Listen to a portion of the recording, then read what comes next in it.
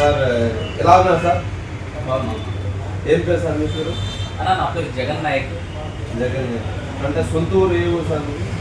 మాది సొంతూరు అనేది కలూరుపల్లి తాండా అన్న. మా ట్రిపుల్ టూ ఎందుకంటే మీకు చాలా రోజుల నుంచి ఎందుకంటే ఇంటర్వ్యూ ఇవ్వండి సార్ అని చెప్పి అడిగాను. ఈరోజు వచ్చి మీరు ఇంటర్వ్యూకి వచ్చినందుకు ఎందుకంటే మా ఛానల్ తరఫు నుంచి ధన్యవాదాలు సార్. థ్యాంక్ యూ అన్న, థ్యాంక్ యూ. మా ప్రేక్షకులకు మీరు ఎందుకంటే మీ నేటివ్ ఎక్కడ సార్? అన్న మాది నేటివ్ కలూరుపల్లి తాండా అన్న. కలూరుపల్లి అవును. అంటే మీరు ఇప్పుడు ప్రజెంట్ ఏం చేస్తున్నారు సార్? ఇక్కడ కడపలో మీరు ఏం చేస్తున్నారు? అన్న నేను కడపలో అయితే పీజీ జర్నలిజం అయిపోయిందన్న. నేను మామూలుగా విద్యార్థి సంఘంలో నేను పనిచేస్తున్నాను. అంటే డిగ్రీ పైన జర్నలిజం చేసినారా అంటే బీడీ పైన చేసినారా? లేదన్న, డిగ్రీ పైన చేస్తాను. డిగ్రీ పైన చేస్తాను. అవునన్న. అంటే డిగ్రీలో ఏ గ్రూప్ తీసుకున్నారు సార్? BCom computer. బీకామ్. అవునన్న. అంటే ఏ కాలేజీలో చేసినారు సార్? మన వైష్ణవి డిగ్రీ కాలేజ్. ఓకే. అన్న అంటే కంటిన్యూగా విద్యార్థి దశలో నుంచి అంటే పోరాటంలో ఉన్నారు. అవునన్న. గత 13 సంవత్సరాల నుంచి నేను విద్యార్థి ఉద్యమంలో అయితే నేను పనిచేస్తున్నాను. ఇప్పుడు ఏం చేస్తున్నారు సార్? ఇప్పుడు నేను ఆల్ ఇండియా బంజారా సేవా సంఘ్ అనే జిల్లా అధ్యక్షుడిగా నేను పనిచేస్తున్నాను. అదేవిధంగా ఏఐపిఎస్యు అనేది మన ఆల్ ఇండియా బంజారా సేవా సంఘ్ దాంట్లోనే ఉమ్మడిగానే మన ఆల్ ఇండియా బంజారా స్టూడెంట్ సమాఖ్య అనే నినాదంతో మనము జిల్లా క్యాడర్గా ఇప్పుడు తీసుకుని ఉన్నాము. చదువుకున్న స్టేజ్లో నుంచి ఉద్యమ దశలో ప్రజా సంఘాల్లో పనిచేస్తున్నారా? అవునన్న. అంటే చదువుకునే దిశ అంటే మనం దాదాపు నేను చిన్నప్పటి నుంచి మన ఒక 5 సంవత్సరాలు అంటే 5వ తరగతి వరకు నేను మా సొంతూరులోనే నేను చదువుకున్నానన్న. దాని తర్వాత నలుపురెడ్డిపల్లి 6, 7వ తరగతి నేను చదువుకున్నాను. అక్కడి నుంచి సెక్రటరీ అంటే నా చదివే ఒక మలుపు అనేది తిరుగుతూ ఉన్నింది అన్నమాట. నా అంటే ఫస్ట్ క్లాస్ నుంచి 10th వరకు ఈ జిల్లాలోనే అన్ని మండలాల్లో చదువు అనేది నేను అంటే చదువు పరంగా చెప్తున్నాను అనమాట. అన్ని స్కూల్లో చదివాను అన్నమాట మామూలుగా.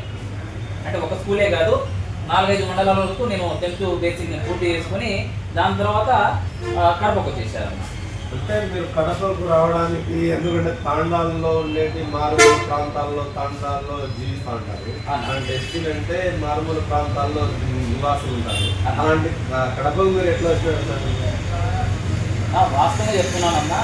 విషయం ఏమంటే నేను చిన్నప్పటి నుంచి మా పేరెంట్స్ ఎలాంటి వాళ్ళు, అక్కడ ఉన్నటువంటి స్థితిగతులు ఏంటి, అక్కడ ఉన్నటువంటి తినే తిండి ఏంటి అంటే మా ఫాదర్కి ఒక 5 మంది అంటే 2 అన్నలు అంటే నేను మా అన్న మా అక్క మొత్తము 3. మా నాన్న మా అమ్మ 5 మంది మొత్తము. మా నాన్న కష్టపడితే కానీ మాకు తినే గడువు అనేది అప్పట్లోనే తినే గడువు అయితే అప్పుడు లేదనమాట. మాకు ఒకప్పుడు తినేదానికి లేకుండా రోజంతా అంటే ఒక రోజంతా పస్తయి పండుకునే వాళ్ళం. మా నాన్న పెయింటర్ పని చేసుకుంటూ మాకు జీవనం సాధిస్తూ ఉన్నాడు అనమాట. అంటే అప్పట్లోనే మా నాన్న కష్టపడి ఈ కష్టం విలువని చూసి మా నాన్న ఏంటి ఈ విధంగా చేస్తున్నాడు, మేము ఈ విధంగా ఉండకునే తాపత్రంతో మేము ఒక పట్టుదలతో నేను కడపకు రావడం జరిగిందన్న.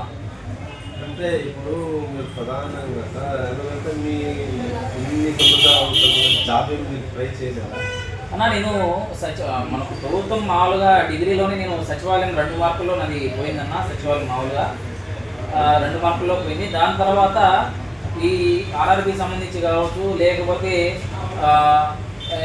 పోస్ట్ మ్యాన్ సంబంధించి కావచ్చు, ఈ 3-4 ఏదైతే జాబ్లు వస్తున్నాయో అన్ని జాబ్లకి అయితే మనం ప్రిపేర్ మామూలుగా అన్నీ అప్లై చేస్తూనే ఉన్నాం. కానీ ఒక జాబ్ కూడా మనం రావడంలే. మన జగన్ స్వామి ఉండేటప్పుడు 2 మార్కుల్లో మనకు సచివాలయం పోస్టు పోయిందన్న.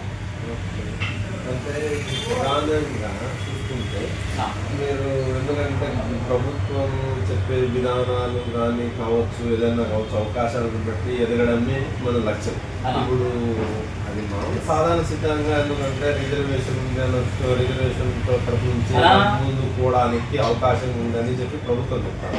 కానీ మీరేంటి అవకాశం వస్తే ప్రభుత్వం ఇంకోటి ఏమంటే మీరు చెప్పేది అయితే వాస్తవమే. కానీ ఎస్టీ సుగాలిస్ అనేది రిజర్వేషన్ చూస్తున్నారే తప్ప అందులో ఉన్నటువంటి జనాభా లెక్కలైతే మీరు చూడడంలే. మన ఎస్టీలోనే చూస్తే దాదాపు ఎవరైతే ఇప్పుడు చిన్న స్థాయి నుంచి చిన్న క్యాడర్ నుంచి పెద్ద క్యాడర్ వరకు డిపార్ట్మెంట్లో ఉన్నటువంటి మన ఎస్టీలోనే వాళ్ళ పిల్లలకే వాళ్ళు లంచాలు ఇచ్చుకుంటా ముందుకు పంపిస్తూ ఉన్నారు. మనలాంటి పేదవాళ్ళు ఏ విధంగా మనం ముందుకు పోగలము అది ఒక ఆప్షన్. ఎందుకు చెప్తున్నా అంటే జాబ్ ఇప్పుడు పోలీస్ డిపార్ట్మెంట్లో పోలీస్ కొడుకే జాబ్ చేస్తున్నాడు, doctor department doctor side job చేస్తున్నాడు, ప్యూన్ అంటే అటెండర్ కొడుకు అటెండర్ అంటే ఆయా డిపార్ట్మెంట్ పోయే కొద్దీ ఆ డిపార్ట్మెంట్లోనే ఒక జాబ్ ఉండేటువంటి ఉద్యోగస్తులు ఎవరైతే ఉన్నారో వాళ్ళ కొడుకులు మాత్రమే పైకి వస్తున్నారే కానీ మధ్యతరగతి ఉన్నటువంటి మనలాంటి చిన్న చిన్న మన బంజారా కులంలో ఉన్నటువంటి అంటే జాబ్ అంటే మన ఎస్టీలోనే జాబ్ ఉన్నారు కానీ కొంతమంది జాబ్ లేకుండా వ్యవసాయం చేసుకుంటూ జీవనం సాగిస్తున్నారు. అలాంటి యొక్క పిల్లలకి ఏ ఒక్కరికి కూడా పీసీ అయిపోయినా డిగ్రీ అయిపోయినా ఇంజనీరింగ్ అయిపోయినా కూడా ఏ ఒక్కరు కూడా జాబ్ రావడం లే. ఎందుకు రావడం లే? మన వాళ్ళు ఉన్నటువంటి రిజర్వేషన్ చూస్తున్నారు కానీ ఆ రిజర్వేషన్లో ఎవరు జాబ్ చేస్తున్నారు ఎవరు జాబ్ చేయడం లేదా అది ఒకటి మనం ఆలోచించాలి. మీ వయసు ఎంత ఉంటుందండి? అది 28 ఇప్పుడు 28. తాండాల్లో ప్రత్యేకంగా మారుమూల ప్రాంతాల్లో గిరిజన తాండాల్లో మిత్రులకు పోస్ట్ అలాట్మెంట్ చేయడం దీన్ని ఎలా చూస్తారు మీరు? అంటే పోస్ట్ అలాట్మెంట్ చేయడం అంటే కొంతమంది నాకు ఎందుకంటే నాకున్న సమాచారం తాండాల్లో గూడాల్లో ఉన్నటువంటి ఎస్టీగా రిజర్వ్డ్ సంబంధించిన ఉన్న ప్రాంతాల్లో అక్కడ ఎస్టీలకే ప్రత్యేకంగా ఇవాళ ఇప్పుడు మామూలు ఒక గవర్నమెంట్ ప్రకారం ఎందుకంటే వాల్మీకులు ఉండే చోట వాల్మీకు పేదలు ఉండే చోట అలాంటి ప్రాంతాల్లో వాళ్ళకే స్థానికులకే టీచర్లకే జాతికి సంబంధించిన ఉపాధ్యాయులకే ఇవ్వాలని ఒక చట్టం అయితే ఉంది. గతంలో బ్రిటిష్ హయాంలో నుంచి మామూలుగా యూజ్ చేసుకుంటూ వస్తున్నది ఉంది. అట్లా మీ తాండాల్లో కూడా ఉన్నటువంటి ప్రాంతాల్లో ఎస్టీ పండితుల్ని నియమితం చేస్తే బాగుంటుందా? మీ అలాంటి ఏమైనా ఆలోచన? అదైతే ప్రభుత్వానికి నేను ఒకటే కోరుకుంటున్నా, ఏ ప్రభుత్వం వచ్చినా కూడా ఏ ప్రభుత్వ నాయకులు వచ్చినా కూడా వాళ్ళు స్వార్థం కోసం వాళ్ళ యొక్క ఉందాతనం కోసం వాళ్ళు మాత్రమే బాగుపడుతున్నాడే తప్ప మన అలాంటి పేదవాళ్ళు అయితే ఏ ఒక్క నాయకులు కూడా ఎవరు అయితే బాగుపడడం లేదు.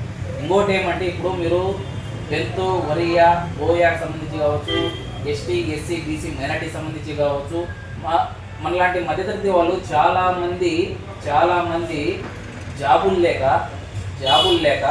ఆ జాబులు అట్లా మనలాంటి మన ఎస్టీనే కావచ్చు. మా తాండానే ఎందుకు చెప్తున్నారంటే మా తాండాలో చాలామంది ఫీజు అయిపోయిన ఉంటారు. మా తాండాలో దాదాపు జనాభా లెక్కలు చూసుకున్నట్టయితే 2000 మంది పైచీలకు అయితే జనాభా లెక్కలు ఉన్నారు.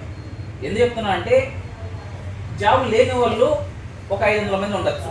పీజీ అయిపోయిన వాళ్ళు, డిగ్రీ అయిపోయిన వాళ్ళు, ఇంజనీరింగ్ అయిపోయిన వాళ్ళు, బీటెక్ అయిపోయిన వాళ్ళు, నర్సింగ్ అయిపోయిన వాళ్ళు చాలామంది జాబులు లేక తక్కువ శాలరీతో 13,000 శాలరీతో 10,000 శాలరీతో జాబ్ చేస్తున్నారు.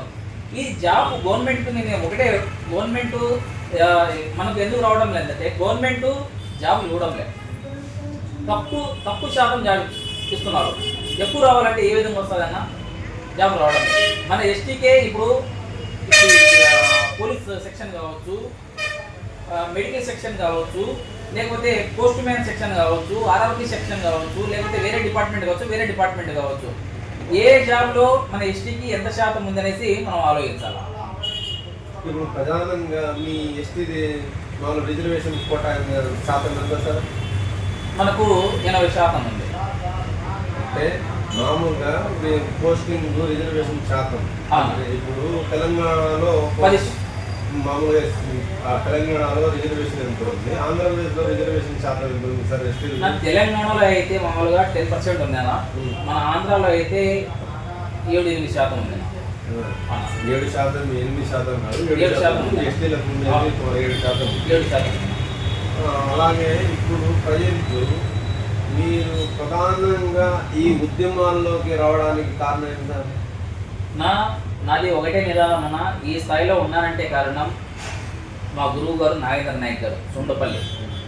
నేను ఎక్కడో గత 15 ఏళ్ళ ముందు నేను తాడిపత్రిలో బండల ఫ్యాక్టరీలో పనిచేసుకుంటూ ఆ బండల ఫ్యాక్టరీలో నాకు ఎవరో మహానుభావుడు నేను ఉన్నాననేసి ఒక ఇంటిమేషన్ ఇచ్చిన తర్వాత ఆ నాగేంద్ర నాయకుడు నా కోసము తాడిపత్రికి వచ్చారు.